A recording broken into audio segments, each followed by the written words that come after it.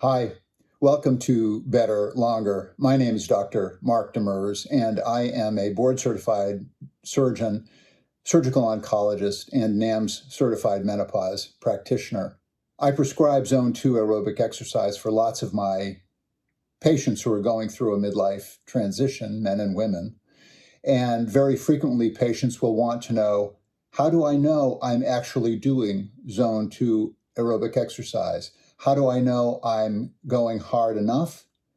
And how do I know if maybe I'm going too hard? That's a great question. And there are three ways of measuring the intensity of Zone 2 aerobic exercise.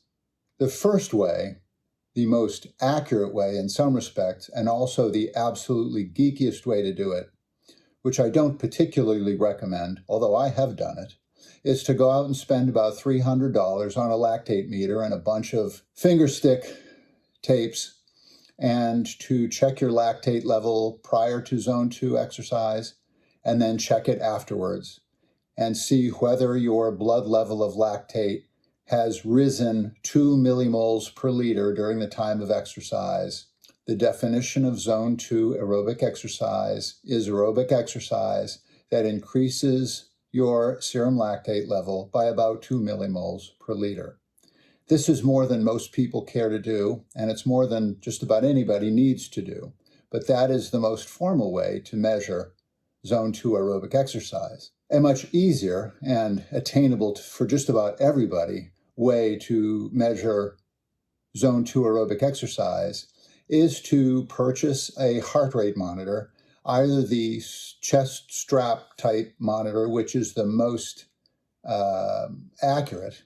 A good brand of this is the Polar heart rate monitor, or a smartwatch, which can be accurate enough for people wanting to do Zone 2 aerobic exercise. And there are many types of watches that offer heart rate as one of their functions. The formula for being certain that you are in Zone 2 is this: 180 minus your age equals your target heart rate for Zone 2 exercise.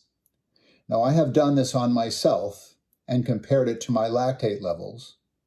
And for me, it pairs pretty well with my lactate levels. So I am happy simply to use my heart rate as a proxy for the amount of effort I need to expend to raise my serum lactate about 2 millimoles per liter and not more than that. So I suggest those of you who really like to measure things, don't bother with the lactate meter, but do get a heart rate monitor and use your heart rate monitor to keep yourself in Zone 2 for the period of exercise, which I generally recommend should be an hour. There is a third way to measure whether you're in Zone 2 or not, and in some ways it is not terribly accurate, but for beginners and for patients who are not technically inclined, it may be the best way to measure whether you're in Zone 2 or not.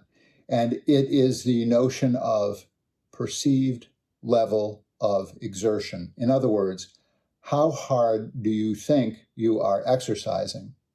Now, that is highly variable according to the amount of fitness a given person has. But the level of exertion should be this: you should be focusing on the activity such that if somebody wants to talk to you, you can talk to them.